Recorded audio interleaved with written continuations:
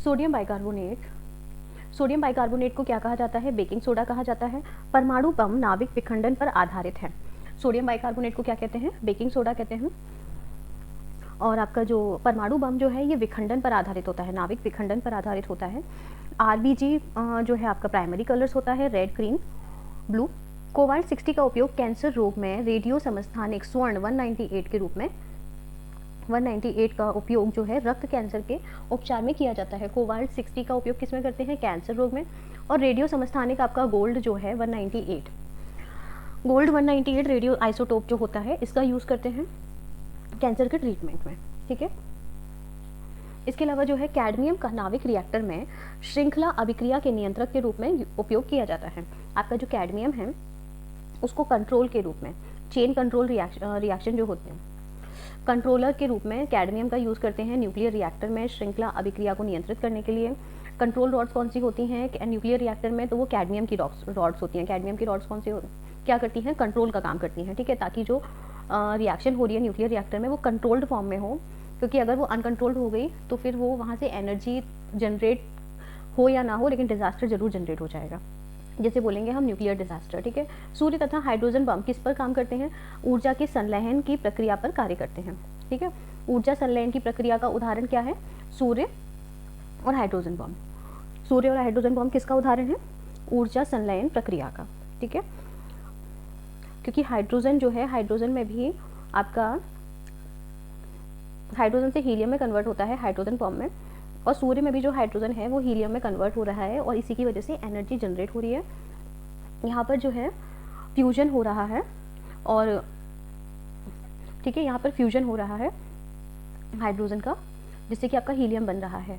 और जो आपका फिजन होता है उसमें आपका ये, इसमें आपके न्यूक्लियर परमाणु बम जो होता है, आपका न्यूक्लियर बॉम्ब जो होता है, इसमें आपका फ्यूजन होता है, इसमें आपका फिजन होता है, विखंडन होता है फ्रेंड्स, न्यूक्लियर का फिजन होता है। और हाइड्रोजन बॉम्ब में आपका न्यूक्लियर का फ्यूजन होता है, ठीक है।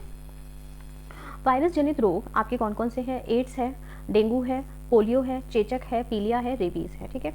वायरस वाली डिसीज कौन सी है? एड्स वायरस सुना होगा, डेंगू वायरस सुना होगा, पोलियो वायरस, चेचक, पीलिया, हेपेटाइटिस बी होता है, और रेबीज वायरस, ठीक है। ये जानवरों के काटने से होता है।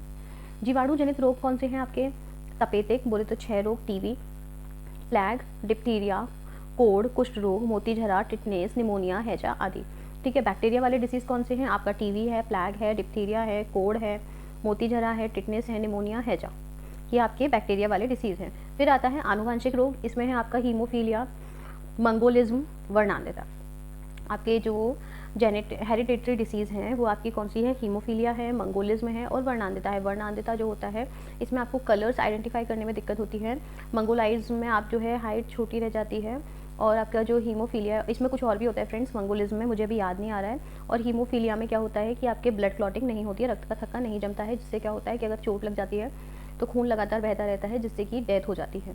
शुद्ध जल का पीएच कितना होता है? शुद्ध जल का पीएच होता है 7। 24 कैरेट स्वर्ण जो होता है वो आपका गोल्ड, प्योर गोल्ड होता है आपके 24 गोल्ड, और वाटर का पीएच होता है 7। मानव शरीर का सबसे कठोर पदार्थ जो है वो आपका एनिमल है, जो आपका जबड़े की हड्डी होती है वो सबसे कठोर पदार्थ होती है मानव शरीर की। विटामिन ई चर्बी युक्त विटामिन है, तभी विटामिन ई से को ब्यूटी विटामिन कहते हैं, क्योंकि बॉडी में जो फैट्स होता है वो आपकी बॉडी में शाइनिंग लेके आता है, तो इसीलिए विटामिन ई जो है वो आपका ब्यूटी विटामिन है, और इसमें फैट्स होता है। भाप इंजन का आविष्कार किया था जेम्स वॉट ने। जेम्स वॉट ने किसका आविष्कार किया था? स्टीम इंजन का आविष्कार जो है आपके जेम्स वॉट ने किया था। पानी वाली शराब में एथेनॉल एल्कोहल होता है। पानी वाली शराब में क्या होता है? Ethanol alcohol. 1 second friends.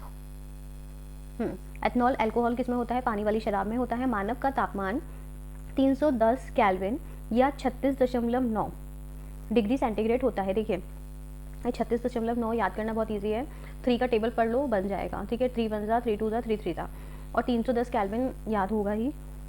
Bharat में अपना पहला अंतरिक्ष यान आर्यभट्ट 1974 में प्रक्षेपित किया था। भारत ने अपना पहला अंतरिक्ष यान कब प्रक्षेपित किया था? 1971 में किया था। एडवर्ड जेनर ने आपका जो है चेचक के टीके की खोज की थी।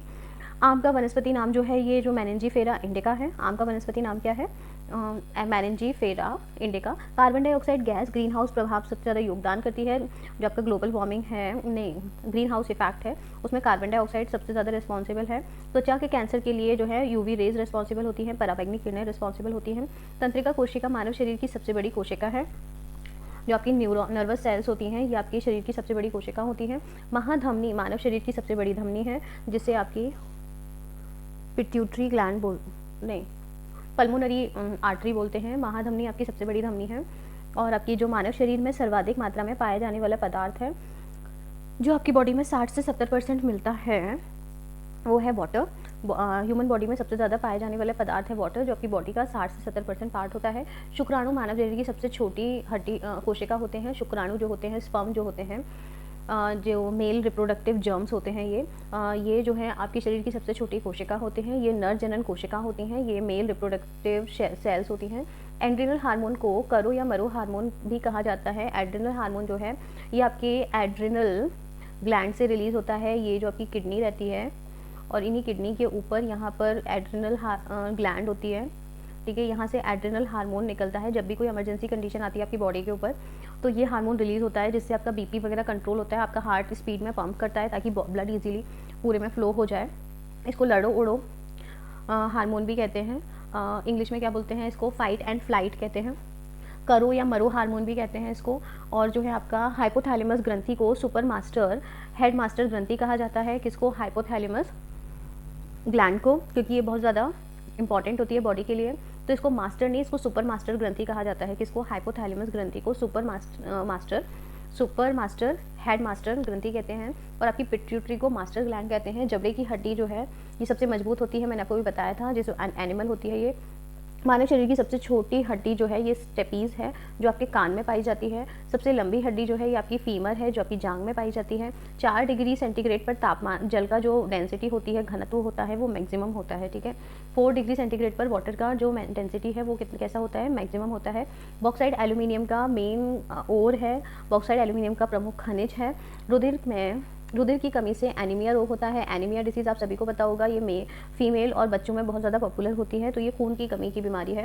विटामिन सी घाव भरने में सहायक होता है। विटामिन सी क्या करता है फ्रेंड्स, आपके घाव भरने में मदद करता है। केले में अनिषेक जनन पाया जाता है, ठीक है। केले में कौन सा जनन पाया जाता है, अनिषेक जनन पाया जाता है। फ्रेंड्स कौन सा जनक पाया जाता है केले में, अनिषेक जनन पाया जाता है। मेरी कोशिश ये है कि वीडियो में आपको यहीं की यहीं याद हो जाए और हर एक क्वेश्चन इंपॉर्टेंट है। ये सारे फैक्ट्स जो हैं प्रीवियस ईयर क्वेश्चन जो हैं उन्हीं को कलेक्ट करके वन लाइनर फैक्ट में कन्वर्ट किया है, ताकि जल्दी से जल्दी टॉपिक कवर हो जाए, ठीक है। तिलचट्टा में रुधिर रंगहीन होता है। तिलचट्टा में ब्लड जो है ये इसमें कोई कलर नहीं होता है, इसलिए आपने देखा होगा तिलचट्टा जब भी मारते हैं तो उसमें से एक वाइट पदार्थ बाहर निकलता है, तो वो उसका ब्लड ही होता है। बट इसमें हीमोग्लोबिन, इसका कलर रेड नहीं होता क्योंकि इसमें हीमोग्लोबिन नहीं होता है। तंबाकू में निकोटिन नामक विषैला पदार्थ होता है। और मूत्र का पीला रंग किसकी वजह से होता है, यूरोक्रोम की वजह से होता है। ये पूछ चुका है एग्जाम में, इसमें से मैक्सिमम क्वेश्चन पूछ चुके हैं और 1-2 क्वेश्चन ऐसे डाले गए हैं। बियर किण्वन से बनाई जाती है, जबकि शराब जो है ये आश्वन से बनाई जाती है। और बियर जो है ये किण्वन से बनाई जाती है, शराब आश्वन से बनाई जाती है। परावर्तन के कारण वस्तुएं हमें दिखाई देती हैं। परावर्तन याद रखिएगा, रिफ्लेक्शन के कारण वस्तुएं हमें दिखाई देती हैं। किसी भी वस्तु पर लाइट जाकर टकराकर वापस हमारी आंखों पर रिफ्लेक्ट बैक होती है, उससे हमें वो वस्तु दिखाई देती है, परावर्तित होती है वापस हमारी आंख पर। आसंजक बल के द्वारा लिफाफे पर डाक टिकट चिपकी रहती है। कौन से बल के द्वारा, आसंजक बल के द्वारा जो लिफाफे पर डाक टिकट होती है वो चिपकी रहती है। एंथ्रेसाइट प्रकार का कोयला उत्तम गुणवत्ता का होता है, ये सभी को पता होगा। और ये इंडिया में कश्मीर में मिलता है, हिमालय के नीचे, जिसको उत्खनित करना बहुत ही ज़्यादा मुश्किल है। बाकी का इंडिया में मैक्सिमम बिटुमिनस टाइप का मिलता है। इसमें कार्बन सर्वाधिक मात्रा में होता है। द्रव्यमान का मात्रक किलोग्राम तथा भार का मात्रक न्यूटन है। द्रव्यमान का केजी होता है, सभी को पता है, सब लोग केजी में बहुत सारी चीज़ें खरीदते हैं। और भार का जो होता है वो न्यूटन होता है। इसके बाद है आपका कि पारा, सीजियम, गैलियम द्रव धातु होते हैं। ये मेटल्स हैं बट ये लिक्विड स्टेज में मिलते हैं। पारा, सीजियम और गैलियम। बाकी के सारे धातु जो रहते हैं वो ठोस रहते हैं। पारा, सीजियम, गैलियम ये तीनों आप याद रखिएगा। -40 डिग्री सेंटीग्रेड तथा -40 डिग्री फ़ारेनहाइट समान होते हैं। -40 डिग्री सेंटीग्रेड तथा -40 डिग्री फ़ारेनहाइट समान होते हैं, ये याद रखना है। वैसे इनमें कितना डिफरेंस होता है, 310 कैलोरी। और फ़ारेनहाइट और डिग्री सेंटीग्रेड है ना। बियर किण्वन से बनाई जाती है, जबकि शराब जो है ये आश्वन से बनाई जाती है, और बियर जो है ये किण्वन से बनाई जाती है, शराब आश्वन से बनाई जाती है। परावर्तन के कारण वस्तुएं हमें दिखाई देती हैं, परावर्तन याद रखिएगा, रिफ्लेक्शन के कारण वस्तुएं हमें दिखाई देती हैं। किसी भी वस्तु पर लाइट जाकर टकराकर वापस हमारी आंखों पर रिफ्लेक्ट बैक होती है, उससे हमें वो वस्तु दिखाई देती है, परावर्तित होती है वापस हमारी आंख पर। आसंजक बल के द्वारा लिफाफे पर डाक टिकट चिपकी रहती है। कौन से बल के द्वारा?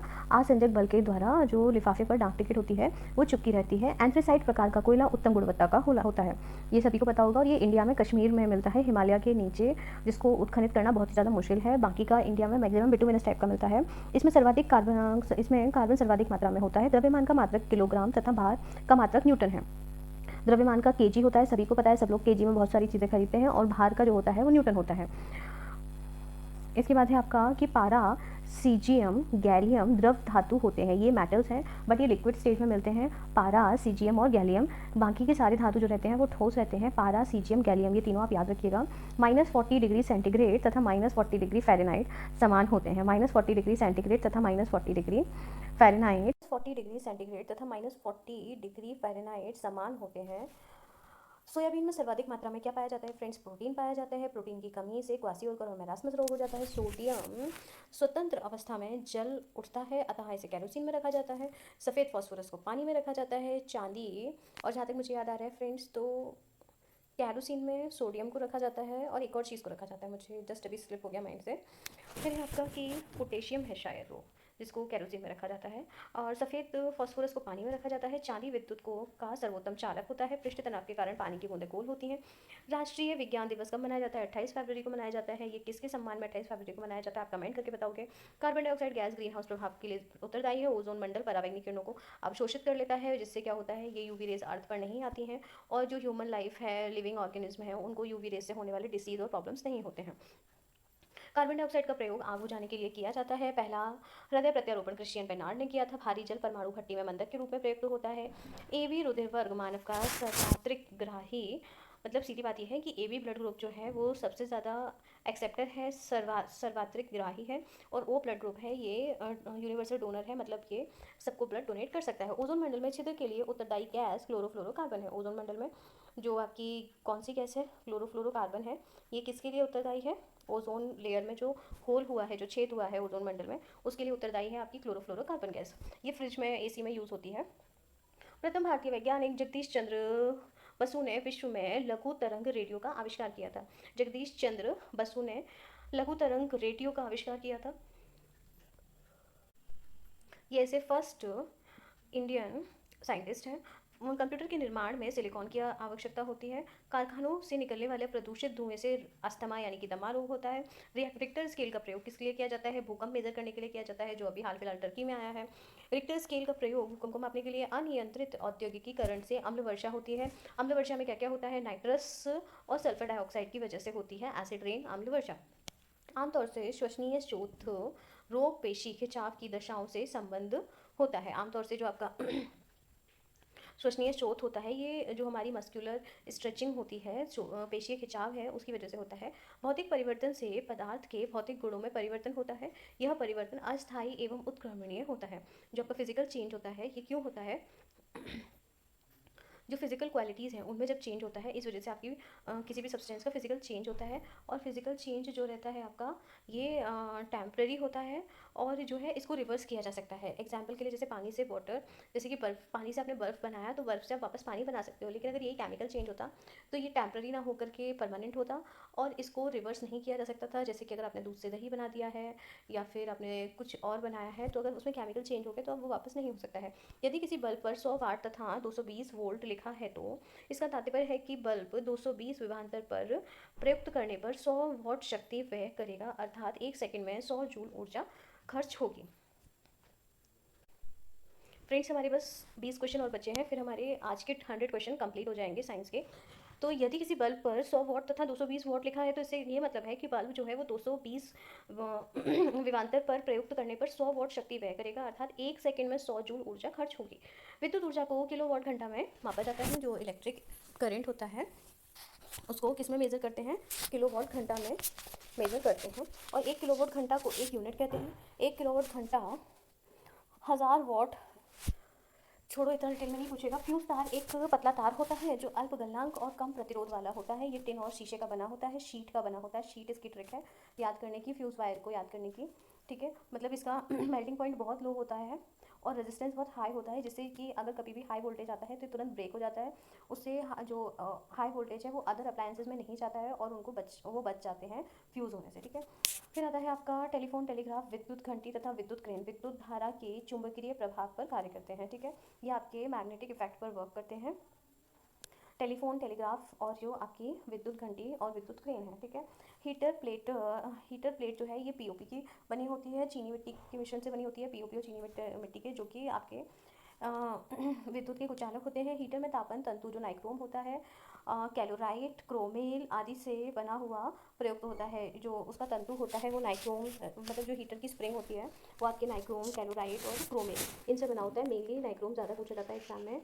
विद्युत इस्त्री या प्रेस में तापन तंतु नाइक्रोम अभ्रक के टुकड़ों में रखा जाता है, ठीक है। जो आपकी प्रेस है या उसमें भी नाइक्रोम यूज़ किया जाता है हीटिंग प्लेट के फॉर्म में। और विद्युत टोस्टर में भी आपका नाइक्रोम ही यूज़ करते हैं। रेफ्रिजरेटर में भी, रेफ्रिजरेटर न्यून दाब पर द्रव्य के वाष्पन सिद्धांत पर कार्य करता है। जो रेफ्रिजरेटर है वो किस कॉन्सेप्ट पर वर्क करता है कि जब प्रेशर कम होगा तो इवेपोरेशन होगा, ठीक है, न्यूनतम दाब पर वाष्पन सिद्धांत पे। रेफ्रिजरेटर में अमोनिया, मिथाइल क्लोराइड, क्लोरोफ्लोरोकार्बन, फ्रेऑन एवं हाइड्रोफ्लोरोकार्बन प्रशीतक के रूप में काम में लाया जाता है, ठीक है। जो रेफ्रिजरेटर है उसमें क्या होता है कि जो रेफ्रिजरेटर में है आपकी अमोनिया गैस यूज़ करते हैं, मिथाइल क्लोराइड यूज़ करते हैं, क्लोरोफ्लोरोकार्बन जिसे फ्रेऑन भी कहते हैं, और हाइड्रोफ्लोरोकार्बन, ये सब उसमें ठंडक बढ़ाने के लिए यूज़ किया जाता है। फिर आता है कि रासायनिक परिवर्तन आपके जो है परमानेंट होते हैं और ये जो है सामान्यतः अनुत्क्रमणीय होते हैं। उदाहरण के लिए कोयले का जलना, लोहे पर जंग लगना, दूध का दही बनना, अवक्षेपण, किण्वन दहन आदि, ठीक है।